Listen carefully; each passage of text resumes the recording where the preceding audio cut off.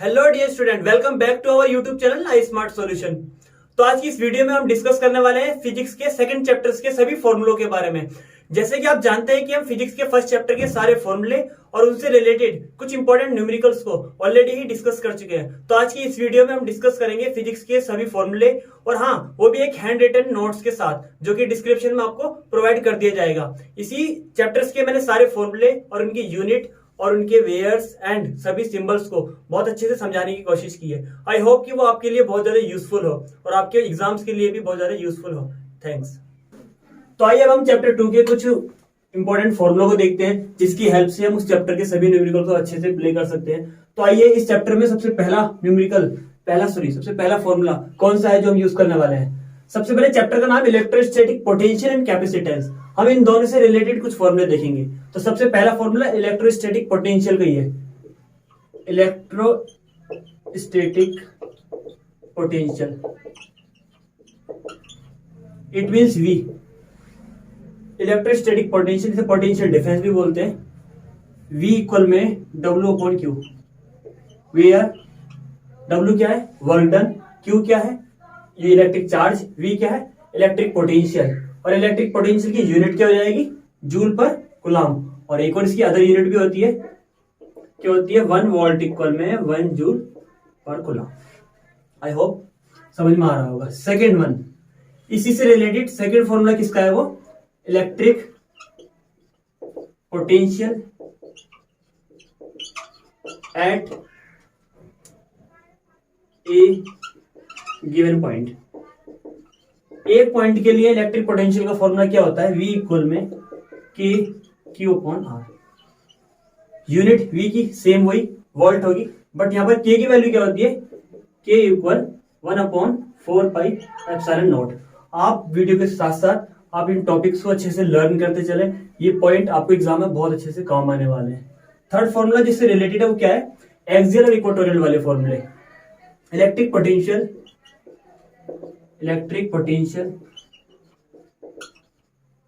Eight N axial point. Axial point पर electric potential का formula क्या होता है? V इक्वल में K P/R²। वेयर P क्या है? इलेक्ट्रिक डायपोल या dipole moment.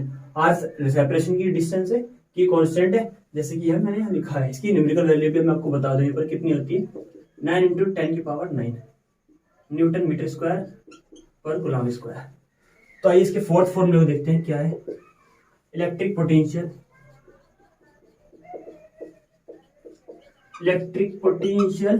Eight an equatorial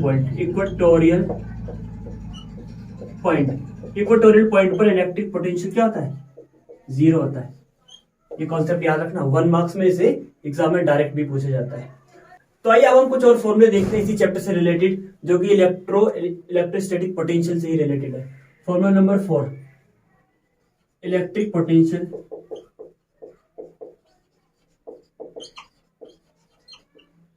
due to a dipole at any general point.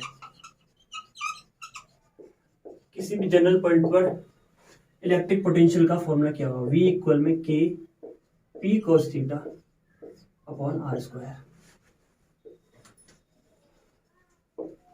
आइए अब एक और फॉर्मूला इससे देखते हैं कि इलेक्ट्रो पोटेंशियल से रिलेटेड एक और फॉर्मूला कौन सा है। Electric potential and electric field. रोक दिया।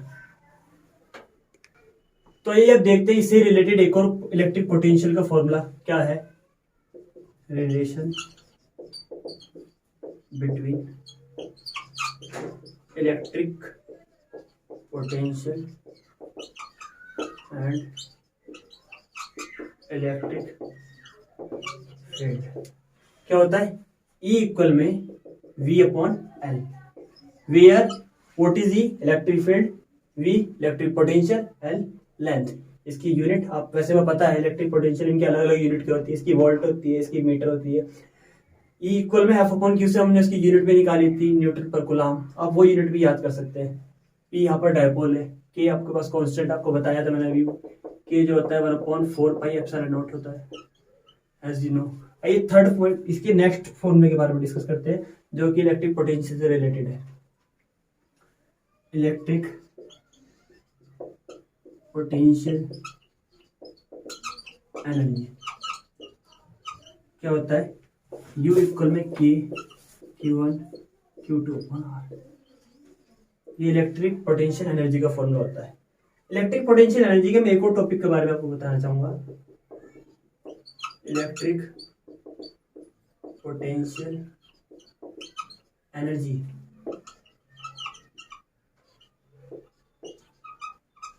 Due to a dipole. Electric potential energy due to a dipole क्या हमारे पास होती है, U इक्वल में PE cos θ1 minus cos θ2, where हम अगर θ2 को थीटा मान लें और θ1 को 90 मान लें तो हमारे पास क्या आने वाला है, U इक्वल में PE माइनस का cos θ। इट मीन्स इसे हम ऐसे लिख सकते हैं, और जहां पर cos θ है उसे हम कैसे लिख सकते हैं, वेक्टर की फॉर्म में, माइनस का P vector into E vector. तो इलेक्ट्रोस्टैटिक पोटेंशियल के सभी फॉर्मूले ये आपके सामने है, और आई होप कि आपको बहुत अच्छे से समझ में भी आ रहे होंगे। तो आइए अब हम कुछ अलग फॉर्मूले देखते हैं जो कि किससे रिलेटेड है, कैपेसिटेंस से रिलेटेड। कैपेसिटेंस से पहला फॉर्मूला कौन सा हम पढ़ेंगे यहाँ पर, capacitance of an isolated spherical capacitor. तो इसका फॉर्मूला क्या होता है, C इक्वल में 4πε0 R। आई होप कि आपने इसका आर्टिकल भी किया होगा। वेयर R क्या है, R रेडियस है, रेडियस ऑफ स्फीयर।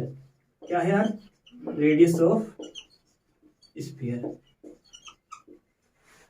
नेक्स्ट हम जिससे रिलेटेड एक और फॉर्मूला वो क्या है, कैपेसिटेंस का, कैपेसिटेंस और इसे कैपेसिटर भी बोलते हैं।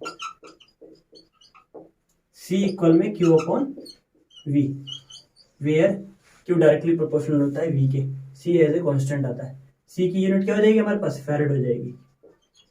यूनिट ऑफ C इक्वल में फैरेड। मैं इसके नोट्स में ऑलरेडी लिख भी चुका हूं। नेक्स्ट फॉर्मूला जिससे ही रिलेटेड है वो क्या है, पैरेलल प्लेट कैपेसिटर। क्या फॉर्मूला होता है इसका, C इक्वल में A/0 A upon D। Parallel plate capacitor का आर्टिकल भी इंपॉर्टेंट है, ये मैं आपको पॉइंट टू पॉइंट बताता भी चल रहा हूँ। आइए अब हम 10th में एक छोटा सा टॉपिक पढ़ा है सीरीज और पैरेलल वाला, वो कैपेसिटेंस के लिए फॉर्मूले क्या बनते हैं उनके वो भी देखते हैं। Combination of capacitor A point in series. Series में क्या फॉर्मूला होता है, 1/C इक्वल में 1/C1 1/C2 1/C3। अब देखते हैं, हमने कॉम्बिनेशन देखा कैपेसिटर का, सीरीज में क्या होता है आपने देखा, लेकिन वहां पर ऐसा होता था कि वो ये फॉर्मूला रेजिस्टेंस के लिए पैरेलल में होता था, लेकिन यहाँ पर ये सीरीज में है। अब पैरेलल में देखते हैं, पैरेलल में कैपेसिटर किस तरीके से ऐड होते हैं। C इक्वल में C1 plus C2 plus C3। I hope कि आपको ये अच्छे से क्लियर हो रहे होंगे। अब हम कैपेसिटर से रिलेटेड कुछ और फॉर्मूले देखते हैं, एक दो क्या होते हैं। आपने यहाँ पर इस चैप्टर में कैपेसिटर से रिलेटेड इसकी एक पोटेंशियल एनर्जी पढ़ी होगी, potential energy, potential energy stored in a capacitor. Potential energy को हम किससे डिनोट करते हैं, U से। U equal 1/2 CV²। हम यहाँ पर C की वैल्यू पुट करके अदर और भी फॉर्मूले बना सकते हैं, जैसे कि 1/2 QV, और कुछ और फॉर्मूले बन सकते हैं क्या, हाँ बिल्कुल बन सकते हैं। C का फॉर्मूला क्या होता है, C इक्वल में Q/V, और Q इक्वल में क्या आ जाएगा हमारे पास, Q इक्वल में आ जाएगा CV। हमने यहाँ पुट करा Q की जगह CV² बन गया, और हम यहाँ से V की वैल्यू क्या फाइंड करेंगे, Q/C। हम यहाँ पर v की वैल्यू पुट कर देंगे तो फॉर्मूला क्या आ जाएगा, Q²/C। इसमें से तीनों ही फॉर्मूले न्यूमेरिकल में कोई भी यूज हो सकता है। आपको पता होगा वेयर यू क्या है, U potential energy, C capacitance, electric potential, electric charge, ये सभी फॉर्मूले आपको अच्छे से क्लियर होंगे। इस सीरीज आपको भी एक फॉर्मूला लर्न करें और C = Q/V से पुट कर सभी फॉर्मूलों को फाइंड कर सकते हैं। एक और फॉर्मूला देखते हैं जिससे रिलेटेड क्या है, energy density of an electric field. Energy density को स्मॉल यू से डिनोट करते हैं। स्मॉल यू इक्वल में कैपिटल U/AD।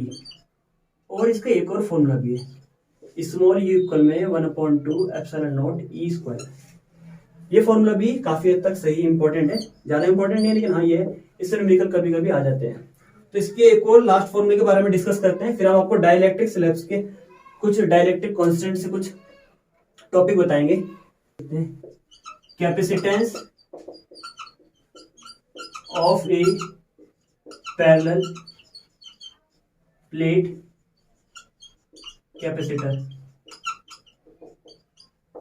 इसका फॉर्मूला क्या होता है, ये डाइलेक्ट्रिक स्लैब वाला है, मैं लिख देता हूं, ऑफ ए डाइलेक्ट्रिक स्लैब। तो क्या होता है कैपेसिटेंस का formula, C = ε0A upon D - T plus T upon kappa. Kappa एक डाइलेक्ट्रिक कांस्टेंट है और C क्या है।